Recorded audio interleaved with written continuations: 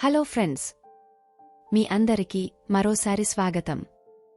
స్నేహితులు, మీరు మీ జీవితంలో ఏదైనా కొత్త విషయాన్ని నేర్చుకోవాలనుకుంటే ఖచ్చితంగా ఛానెల్కు సభ్యత్వాన్ని పొందండి. ఎంత పెద్ద అప్పు అయినా త్వరలోనే తీరుతుంది. మీరు ఈ చర్యలలో ఒకదానిని అనుసరిస్తే మీరు ఖచ్చితంగా రుణ విముక్తులు అవుతారు.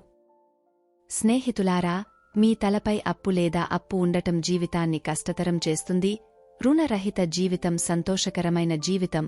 రుణం తీసుకోవడం ఎంత సులభం, కొన్నిసార్లు దానిని తిరిగి చెల్లించడం మరింత కష్టమవుతుంది.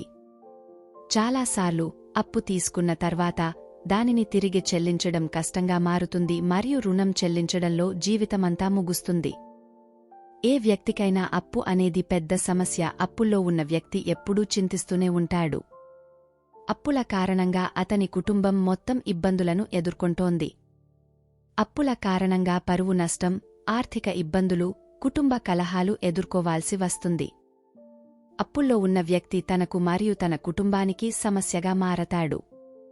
రుణం తీసుకునేటప్పుడు సమస్య గురించి ఆలోచించి జాగ్రత్తలు తీసుకోవాల్సిన అవసరముంది, లేకపోతే ఈ ఇబ్బందులను నివారించడం అసాధ్యం. మీరు మంగళవారం లేదా శనివారం రుణం తీసుకోకూడదని ఎల్లప్పుడూ గుర్తుంచుకోండి, ఎందుకంటే ఈ రోజున తీసుకున్న రుణాన్ని తిరిగి చెల్లించడంలో చాలా ఇబ్బందులు ఉండవచ్చు.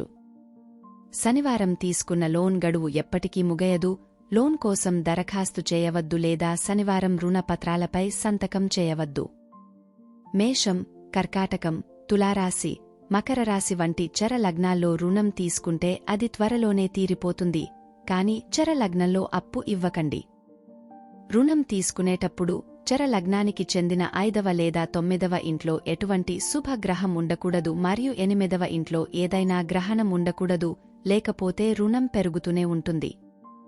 8వ సంఖ్య శని గ్రహంగా పరిగణించబడుతుంది, కాబట్టి 8, 17 మరియు 26 తేదీలలో ఎప్పుడూ రుణం తీసుకోకండి. ఈ తేదీలలో తీసుకున్న రుణాలు మీ జీవితాన్ని కష్టతరం చేస్తాయి.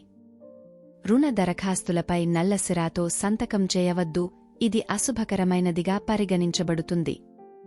అలాంటి రుణం మిమ్మల్ని త్వరగా విడిచిపెట్టదు. మీరు రుణం తీసుకోవాల్సి వస్తే సోమవారం, బుధవారం లేదా శుక్రవారం మాత్రమే తీసుకోవడానికి ప్రయత్నించండి. ఈ రోజుల్లో తీసుకున్న రుణం చాలా త్వరగా చెల్లించబడుతుంది మరియు తిరిగి చెల్లించడంలో పెద్దగా సమస్యలు లేవు. రుణం కోసం దరఖాస్తు చేస్తున్నప్పుడు, సంతకం చేసేటప్పుడు ఎల్లప్పుడూ దేవుణ్ణి స్మరిస్తూ, ఆఓ ప్రభూ, ఈ డబ్బు నీదే, నేను కూడా నీదే, దాన్ని తిరిగి చెల్లించడానికి నాకు సహాయం చెయ్యి అని చెప్పండి. అటువంటి రుణం నుండి త్వరగా ఉపశమనం పొందవచ్చు, కాని చాలాసార్లు ఒక వ్యక్తి అప్పుల్లో తీవ్రంగా చిక్కుకుపోతాడు. కోర్టు కేసుల్లో కోర్టు చిక్కుల్లో పడింది. అలాంటిది ఏదైనా జరిగితే మీరు కొన్ని చర్యలు తీసుకోవాలి. అప్పుల నుండి విముక్తి పొందడం అంత సులభం కాదు, కాని అది కూడా కష్టం కాదు. ఎంత పెద్ద అప్పు చేసినా అది ఖచ్చితంగా తీరిపోతుంది. కాబట్టి ఈరోజు వీడియోలో అప్పుల నుంచి విముక్తి పొందేందుకు కొన్ని సులభమైన మార్గాలను తెలియజేస్తున్నాం. ఇంకా కొనసాగడానికి ముందు వీడియోను లైక్ చేయమని, మీ స్నేహితులతో భాగస్వామ్యం చేయమని మరియు మీరు ఇంకా ఛానెల్కు సభ్యత్వాన్ని పొందకపోతే దయచేసి ఛానెల్ని సబ్స్క్రైబ్ చేసి బెల్ చిహ్నాన్ని నొక్కండి. హిందూ మతంలోని దాదాపు అన్ని పనులలో తమలపాకును శుభప్రదంగా భావిస్తారు. స్కంద పురాణం ప్రకారం తమలపాకును మొదటిసారిగా సముద్ర మథనం సమయంలో ఉపయోగించారు.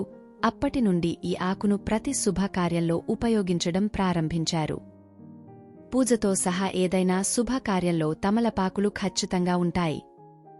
ఇది జ్యోతిష్యం మరియు నివారణలలో కూడా చాలా ప్రభావవంతంగా పరిగణించబడుతుంది. మెర్క్యూరీ గ్రహం 5తో లోతైన సంబంధం కలిగి ఉందని నమ్ముతారు. ఇది ఆర్థిక ఇబ్బందులను కూడా తొలగిస్తుంది. మీరు అప్పుల ఊబిలో తీవ్రంగా మునిగిపోతే బయటపడే మార్గం లేదనిపిస్తుంది మరియు ఎన్ని ప్రయత్నాలు చేసినప్పటికీ మీరు రుణాన్ని తీర్చడంలో విజయం సాధించలేరు. అప్పుడు ఈ తమలపాకు పరిష్కారం మీ జీవితంలోని సమస్యలను అధిగమించడానికి మీకు సహాయం చేస్తుంది. అది పరిహారం చేయడానికి మొత్తం ఆకును తీసుకోండి, అంటే చిరిగిపోని లేదా చిరిగిపోనిది. ఆకు యొక్క కొమ్మను తొలగించండి. మీరు తాజా ఆకుపచ్చ ఆకుని తీసుకోవాలి. దానిపై 2 లవంగాలు మరియు 1 ఏలకులు ఉంచండి. ఇప్పుడు ఈ ఆకును మడిచి తమలపాకుని తయారుచేసి మంగళవారం సాయంత్రం స్నానం చేసిన తర్వాత శుభ్రమైన బట్టలు ధరించి హనుమంతుని ఆలయానికి వెళ్లి ఈ తమలపాకును సమర్పించండి. ఈ ప్రయోగాన్ని ప్రతి మంగళవారం 3 నెలల పాటు నిరంతరం చేయండి.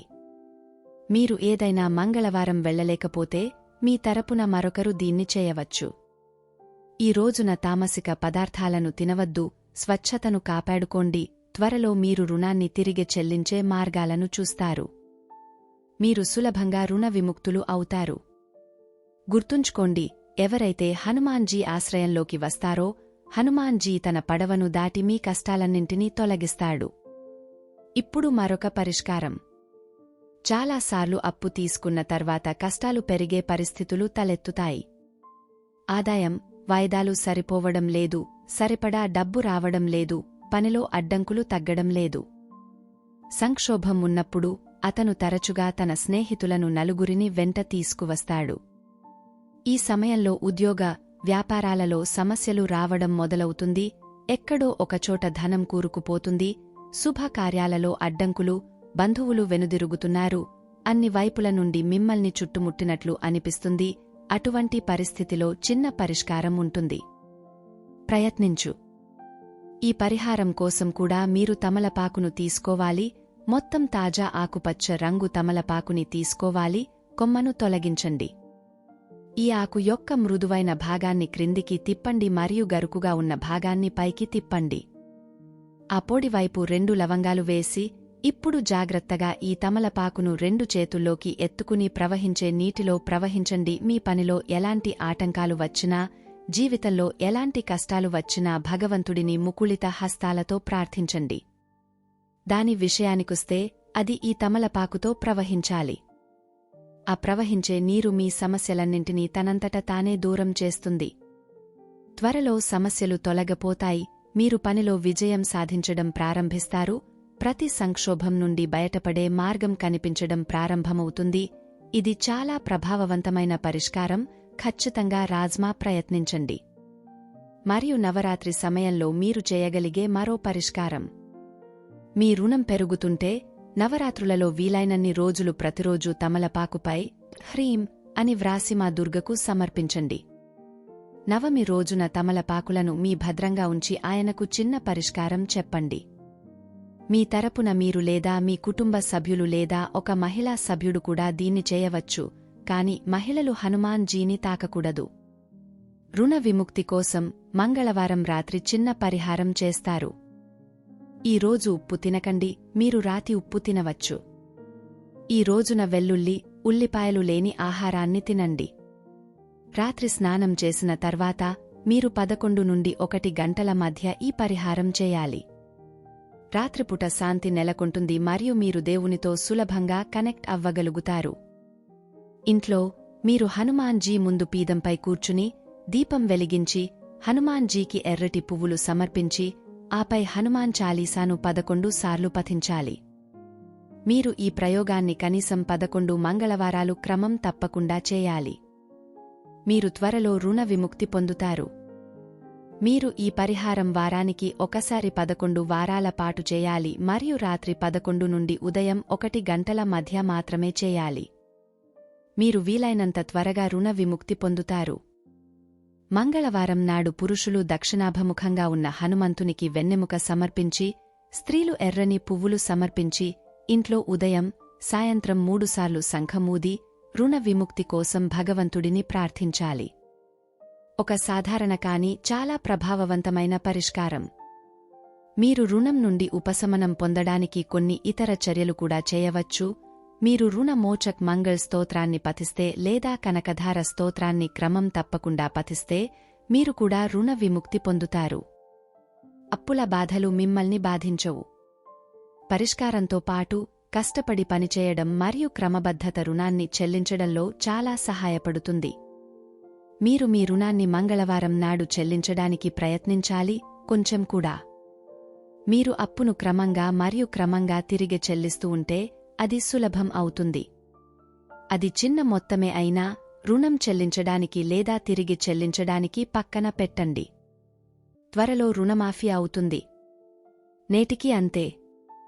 ఫ్రెండ్స్, మీకు ఈ వీడియో నచ్చితే దయచేసి వీడియోని లైక్ చేయండి. దయచేసి దీన్ని మీ స్నేహితులతో భాగస్వామ్యం చేయండి మరియు ఛానల్కు సభ్యత్వాన్ని పొందండి మరియు బెల్ చిహ్నాన్ని నొక్కండి, తద్వారా మీరు ముందుగా రాబోయే నాలెడ్జ్ వీడియోను పొందుతారు. ఫ్రెండ్స్, మిమ్మల్ని తదుపరి వీడియోలో కలుద్దాం. అప్పటి వరకు వీడ్కోలు మరియు నా వీడియోను చూసినందుకు ధన్యవాదాలు.